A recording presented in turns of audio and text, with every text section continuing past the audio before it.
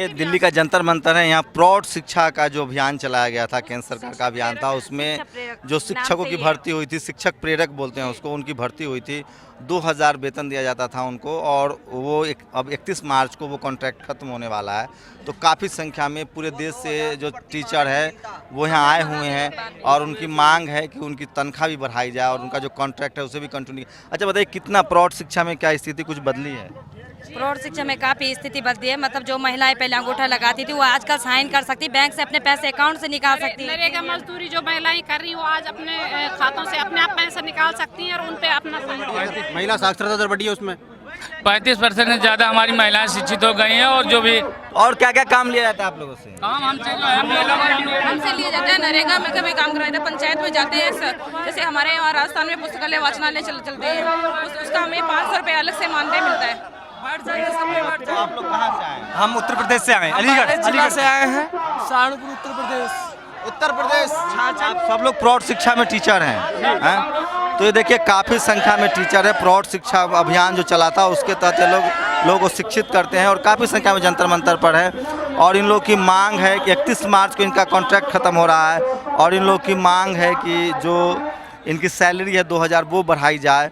और क्या क्या मांगे आप लोग? कि जो मतलब 2010 से यहाँ पे लगे हुए हैं और 2000 में हम कार्य कर रहे हैं। अब जो समतुल्य का प्रोग्राम जो चल रहा है उसमें रिटायरमेंट टीचरों को वरीयता दी जा रही है। अगर हमने 2000 में काम किया है तो हमको 8000 जो पेंशन भोगी उनको क्यों वरीयता दी जा रही है? और उसमें भी मानदेय जो है, जो केंद्र सरकार की ओर से सारे प्रदेशों में एक साथ जारी होता है पूरे साल के लिए, जो भी बजट है उसमें भी उत्तर प्रदेश के प्रेरक साथी जो हैं वो कम से कम नहीं तो 24 महीने तो केंद्र सरकार की योजना है ना? बिल्कुल बिल्कुल, ये केंद्र की। केंद्र अगर मोदी जी से क्या मांग है आप लोग? हमारी मोदी जी से यही मांगे कि समान काम के लिए समान वेतन दिया है, जितने कार्यरत प्रेरकों को सभी को लिया जाए। जो क्लास 10th हो चाहे 12th हो, जो 2010 से कार्यरत हैं उनको बाहर न किया जाए। उनको आगे समतुल्यता का जो प्रोग्राम चल रहा है उसमें सारे प्रेरकों को उसमें समायोजित किया जाए। देखिए ये स्थिति है कि काफ़ी संख्या में जो है वो प्रौढ़ शिक्षा अभियान से जुड़े हुए जो टीचर है वो आए हुए हैं, और उनको 2000 रुपये पर काम करवाया जाता है। बहुत ही चौंकाने वाली बात है ये कि 2000 मेहनताना पर कैसे किसी को शिक्षक के रूप में काम करवाया जाता है प्रौढ़ शिक्षा अभियान के तहत, और वो भी 31 मार्च को कॉन्ट्रैक्ट खत्म हो रहा है। तो ये लोग मांग कर रहे हैं। हाँ बताइए। एक तो सरकार, मोदी सरकार कहती कि बेटी पढ़ाओ, बेटी बचाओ, बेटी पढ़ाओ। यहाँ पे जो शिक्षक प्रेरक हैं वो वहाँ पे 75% ये महिलाएं, ये किसी की बेटियाँ हैं। ये 2010 से मतलब 2000 पे काम कर रही हैं। ये अपने परिवार के भरण पोषण के लिए ये क्या चाहती हैं? केवल 2000 में किसी परिवार का गुजारा हो जाता है? इन महिलाओं का, इन बेटियों का अपमान हो रहा है। और एक तरफ मोदी सरकार कहती है कि बेटी बचाओ और बेटी पढ़ाओ। क्यों पढ़ाओ उन बेटियों को जो आज सड़क पे बैठने के लिए? क्यों नहीं वो मोदी सरकार ये ऐसे क्यों नहीं जाग रही है कि इन बेटियों के 2000 जो इन्होंने आज पढ़ाई की है उसकी कीमत केवल 2000 है। उन महिलाओं को हम आज पढ़ाने का कार्य कर रहे हैं, उनको साक्षर करने का कार्य कर रहे हैं, जो बिल्कुल गांव में बिल्कुल जिनकी सोच बिल्कुल। तो ये साक्षरता अभियान के तहत ये टीचरों की बहाली हुई थी। प्रौढ़ शिक्षा अभियान के तहत 2000 का मेहनताना दिया जाता था, अब वो भी 31 मार्च को कॉन्ट्रैक्ट खत्म हो जाएगा। जंतर मंतर पर पूरे देश से लोग जुटे हुए हैं। सोचिए ये हालत है कि 2-2 हज़ार की नौकरियों पर लोग रखे जाते हैं और वो भी खत्म कर दिए जाते हैं। और कितने दिन महीने से बाकी है? हमारा 32 महीने से बाकी है। और हमारे भारत देश के गृह मंत्री राजनाथ सिंह ने 3 अप्रैल को जो है लखनऊ के। तो क्या 20 महीने से तनख्वाह बाकी है? जी, मैं चाहता हूं कि जो बकाया मानदेय हैं जल्द से जल्द उसका भुगतान कर दिया जाए, योजना का विस्तार हो जाए और हम लोग के मानदेय में मतलब जीडीपी का फायदा नहीं मिल रहा है आप लोग? कुछ नहीं मिल रहा है हम लोगों को। भारत में शिक्षा की क्या हालत है इसका सबको अंदाजा है। लगातार सरकारी स्कूलों पर व्यवस्था पर सवाल उठाए जाते रहे, लेकिन जिस तरह से सर्व शिक्षा अभियान के नाम पर और साक्षरता मिशन के नाम पर हर राज्य में, लगभग हर राज्य में एक नया मॉडल डेवलप किया गया था कि 2000, 4000, 6000 पर शिक्षा मित्र नाम से बहाली की गई थी। तो जो कॉन्ट्रैक्ट बेसिस का जो एक प्रचलन शुरू हुआ है, चाहे वो दिल्ली यूनिवर्सिटी में भी एडहॉक पे बहुत सारे टीचर रखे गए हैं, प्रोफेसर, वो भी नियुक्ति की मांग कर रहे हैं। जो देश में एक बड़ी संख्या में एडहॉक जिसको हम कहते हैं कॉन्ट्रैक्ट, जैसे कॉन्ट्रैक्ट मजदूर होता है, कॉन्ट्रैक्ट लेबर होता है, उस तरह से कॉन्ट्रैक्ट के आधार पे टीचर रखे गए थे। एक नया मॉडल लाया गया था। अब वो सरकार जो है उसके लिए वो नासूर बनते जा रहे हैं, क्योंकि अब वो कह रहे हैं कि मुझे परमानेंट नियुक्ति मिले। और उसका एक मानवीय पक्ष भी आप देखिए कि जो टीचर हैं एक ही स्कूल में दो तरह के टीचर होते हैं। एक सरकारी जो टीचर जिनकी नियुक्ति हो चुकी है उनको मोटी रकम मिलती है, और एक जो है वो 4,000, 3,000, 5,000 पर पढ़ाने के लिए मजबूर होते हैं। तो आप देखिए कि कई जगह ऐसी हालत है कि न्यूनतम जो मजदूरी है केंद्र सरकार की या राज्य सरकार की, उससे भी कम टीचरों को मिलता है। तो ये बहुत दयनीय स्थिति है। बताइए, अपना नाम बताइए। मेरा नाम अनुज कुमार राय हुआ। हाँ। मैं अखिल भारतीय साक्षरता प्रेरक समन्वयक संघ का राष्ट्रीय अध्यक्ष हूँ। सर, हमारी बहाली जो हुई है मानव संसाधन विकास मंत्रालय के पत्र के आलोक में, पूरे देश में कितने इस तरह के टीचर के आपके पास कोई आंकड़ा है, कितनी बहाली हुई है? 4 लाख के करीब है। 4 लाख टीचरों की पूरे देश में बहाली हुई है। 410 जिलों में ये कार्यक्रम चल रहा है। कब बहाली हुई थी ये? 2011 में, और राजस्थान में 2001 से चल रहा है। तो कितने, मतलब 4 लाख करीब टीचर बहाल हुए हैं? जी जी, 4 लाख बहाल हुए। और आप लोग जो बैनर संगठन बनाया उसके तहत सब एक दूसरे से जुड़े हुए हैं? सभी जुड़े हुए हैं। तो क्या उनको उसमें टीचरों को नियुक्ति मिल गई है जो परमानेंट हो गया है? जी नहीं, परमानेंट किसी का नहीं किया गया। कितनी तनख्वाह मिलती है? 2000 रुपये मिलते हैं प्रति माह 2000 रुपये माह मिलती है। और 2011 से 2008 तक निरंतर हम लोग कार्य कर रहे हैं। ये जो जीडीपी के जो लोग ढोल पीट रहे हैं, आप रोज सुनते होंगे जीडीपी बढ़ गया है, देश की हालत ये हो रही है, वो हो रही है, नोटबंदी पर पैसे आ गए। शर्म महसूस कीजिए कि टीचर को आपके देश में 2000 रुपये मिलते हैं।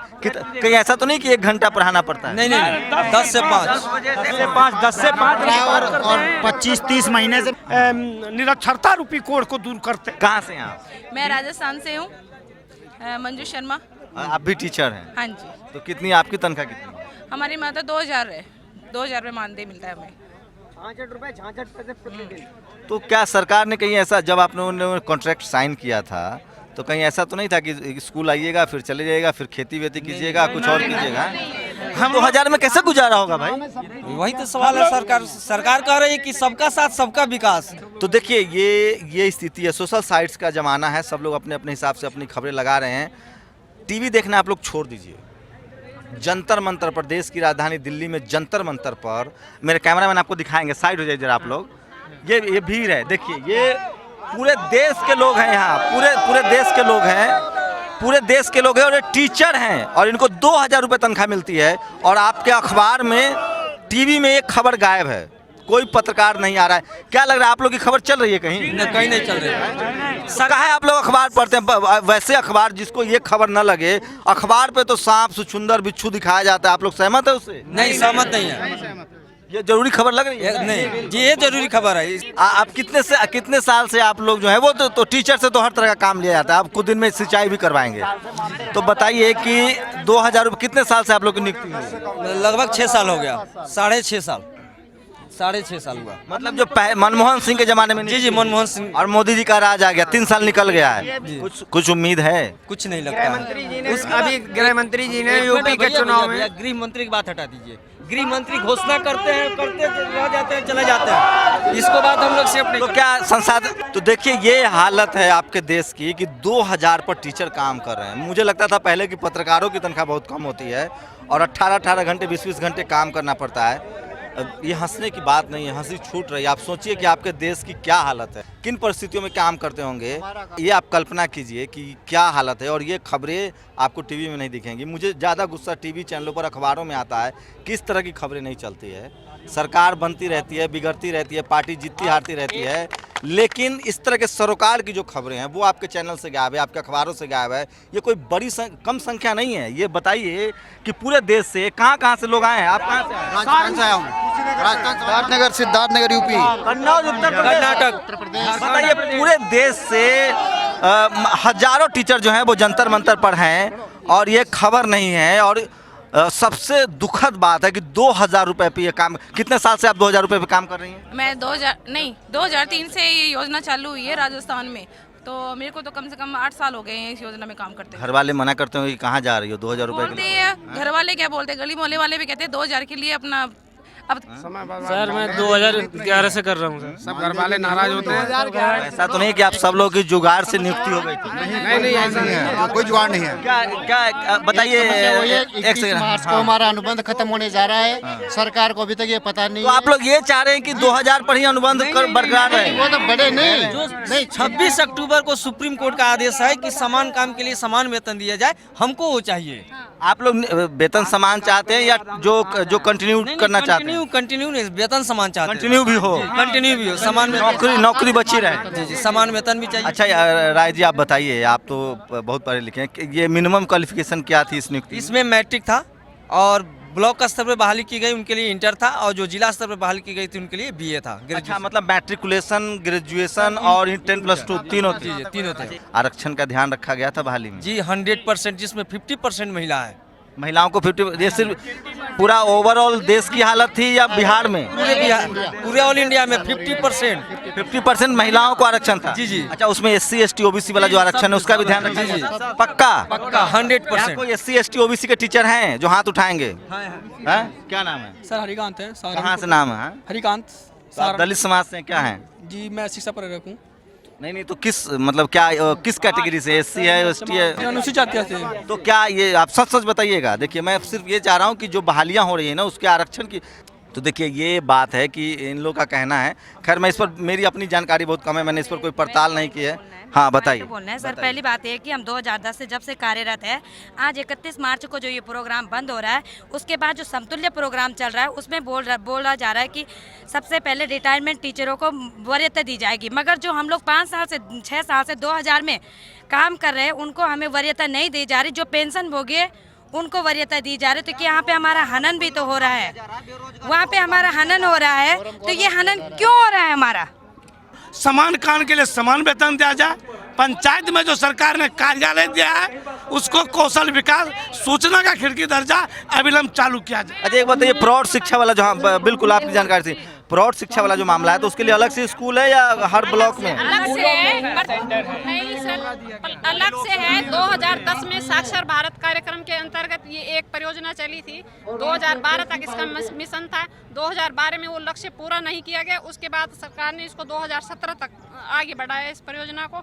उसमें हम गांव की जो निरक्षर महिलाएं हैं उनको साक्षर करने का कार्य हम करते हैं। जो निरक्षर महिला और पुरुष हैं गांव में 15 से 80 वर्ष तक के, उस तो देखिए ये हालत है। सरकारी जो संस्थान है, सरकारी नौकरियों की जो एडहॉक पे लोग रखे जाते हैं उनको भी सैलरी नहीं दी जा रही है, और 2000 की तनख्वाह थी और 20 महीने से सैलरी नहीं मिल रही है। और प्रौढ़ शिक्षा अभियान में पढ़ाने वाले टीचर हैं जो जंतर मंतर पर धरने पर बैठने के लिए मजबूर है। कैमरामैन रैन के साथ शंभू कुमार सिंह, नेशनल दस्तक, जंतर मंतर, दिल्ली।